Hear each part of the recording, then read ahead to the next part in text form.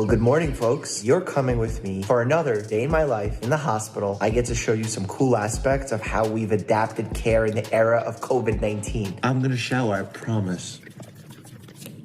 Thank you. I'm gonna give a huge thank you to Clorox for sponsoring this part of the video. Before heading out to work and starting my day and leaving Bear unattended, I wanna make sure I leave my house really clean. So I'm gonna show you how I clean my commonly touched surfaces like this countertop right here using Clorox bleach with Chloromax. I actually pre-mixed the solution as directed right there. I have my gloves to keep me safe. I dip my white rag and I wipe it down.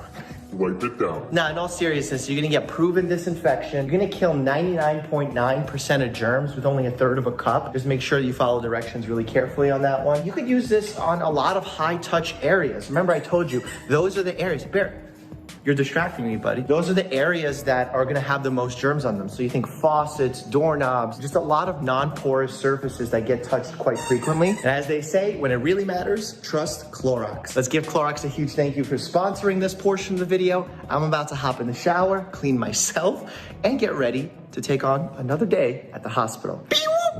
There was a very crazy start to the morning. I was woken up several times throughout the night by news agencies reaching out, asking if I'm able to do television this morning. I'm actually going into the office, so I won't be able to do media. Today is an outpatient family medicine day, TGIF.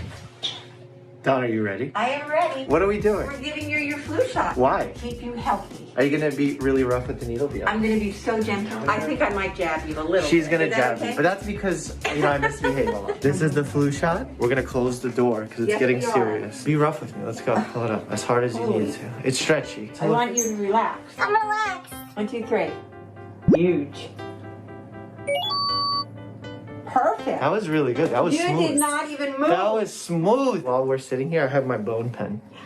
But in all seriousness, everyone at home, please get your flu shot. We really need it now more than ever. It's COVID-19 season, and while this flu shot does not prevent you from getting COVID-19, it does prevent you from getting a virus, which may look like COVID-19, which will lead to a ton of confusion. On top of that, with hospitals being busy handling COVID-19 patients, we don't want you to get sick with the flu and then have to come into the hospital for care. It's funny, I'm actually in an exam room right now, but as you can tell, there's no patient here. But there is a computer, and this computer has a webcam and a microphone all set up for virtual patient visits, which we've been doing a lot of. In fact, telemedicine has absolutely blown up during the COVID-19 pandemic, and rightfully so. A lot of things you can take care of by a virtual visit. Having a conversation about medications, perhaps looking at some rashes. There's all sorts of guidance that we can give through a virtual visit. That being said, a virtual visit does not replace a visit face-to-face with your doctor. There's all sorts of benefits to seeing a doctor in person, including getting an accurate physical exam, reading body cues, having a better doctor-patient connection. The physical exam is probably the most important, though. It's you.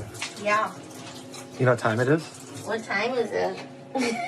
It's lunchtime. I'm treating today. We're chilling with a favorite D.Mike here. What do you want to eat? You always tell me I don't order enough food. Where's the bowl he's saying normally order?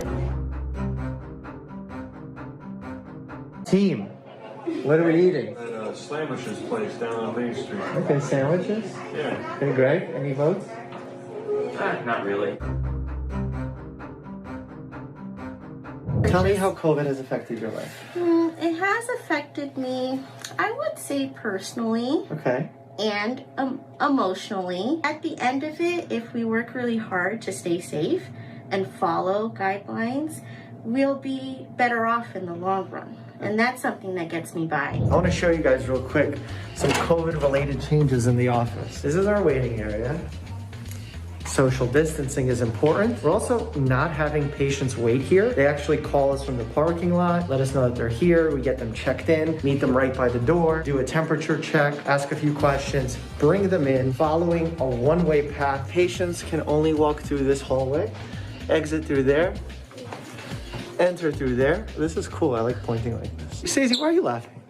I'm looking at you Just stop laughing at me for 1 second. Vivian, how do you feel about 5 million people seeing you? It's a very trying experience. So I just had a really interesting patient encounter with a young gentleman who was complaining of easy bruising, and actually bruising that happened over the last weekend without any trauma or any inciting incident. And in these conditions, a lot of people start going to clotting issues, platelet dysfunction, even cancer sometimes. What's interesting with this patient, all those things have already been ruled out because they were seen by a hematologist who is a blood specialist. This is the second time they're being evaluated for this, approximately a year later. And right away, my mind jumped to something that was actually learned in medical school, and that's Ehlers-Danlos syndrome, which is a connective tissue disorder that causes hypermobile joints, skin issues like easy bruising. So I asked the patient if he has any hypermobility, and he said, oh yeah, consider myself double jointed. He's able to bring his thumb all the way to his wrist. The skin is very elastic, very loose. So now we're beginning the evaluation to see if he has EDS. But unless we think outside of the box when a patient comes in, you could miss a diagnosis like EDS. That's why it's important to get a thorough history each time you talk to a patient. I swear, sometimes like you think people are doing work. You think they're doing work, but instead, here's what they're doing. Here's what they're doing. What is that? That's not work. You're looking at dog pictures. What are you? Oh, abuse. Call HR. Dr. Mike, breaking news, they'll put you in a tutu. That is my tutu. I did that for breast cancer. And it is Breast Cancer Awareness Month, so folks, if you're of age, get screened, talk to your doctor about it. Today was sort of a short day. It's only about 5, 6 o'clock. I thought I'd decide to drive over to the main hospital and show you what we're doing here in terms of preparing for a potential second wave of COVID. Yo, look who I run into. Who is that? Who is this? Who is this? Okay.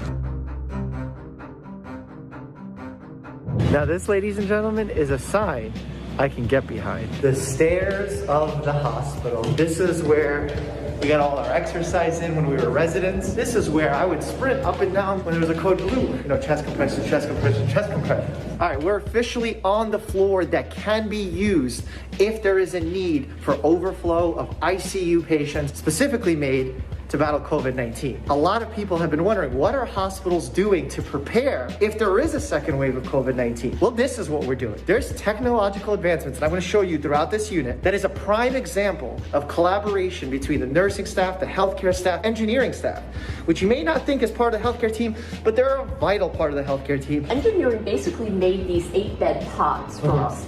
And they gave us a monitor system so we can look inside all the rooms so we don't have to go in the room. And also they gave us these monitors so that we can adjust the physiologic monitors in the room so we don't have to go in. The other thing they did is during COVID, when nurses needed something, they had to bang on the door to get someone's attention and scream through the door saying, I need this. So intercom system. Wow. Okay. So all the rooms have intercom systems. On the med-surg units, the doors had little slits for windows. Yep.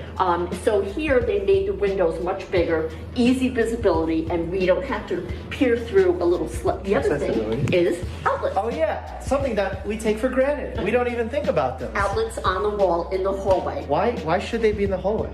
Because that's where all the equipment is. Right? So you don't want to have it inside the patient's room because then if you need to change it, that's a waste of PPE, Yes. That's a potential exposure. The other great thing that engineering did, listen to us, is they built these little holes in the wall. What that does is we feed our IV tubing through it. Each of the rooms is outfitted what we call a scrubber, so it can make any room into negative pressure.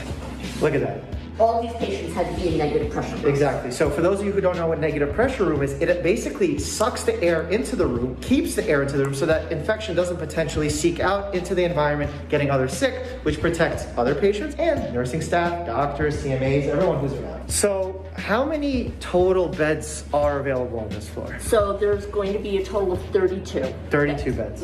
And they're available, ready to use already if we need them. Correct. So we're prepared for the surge. We're ready to help people out. And these can be full-on ICUs? They can be full-on ICUs. Wow, okay, so we're ready. Is there like a central nursing station? Can we see that? We have a large monitoring screen here, cameras that we can look at all the rooms right here. And then our central monitoring station is right here. And then you have oxygen meters, the medical air, the vacuums, everything is set up so it could be done right here without necessarily entering the patient's room. Correct. Hopefully we won't need to use this unit much, but if the situation arises, we can absolutely know that we're going to be taken care of, our patients are going to be taken care of, our staff is going to be safe. Do you have any parting words for our YouTube audience here? No, just, don't delay care. If you're sick, come to the hospital. We are a safe place to be. We have many lessons that we learned that we've put into place already, and we're here for you. Healthcare hero right here.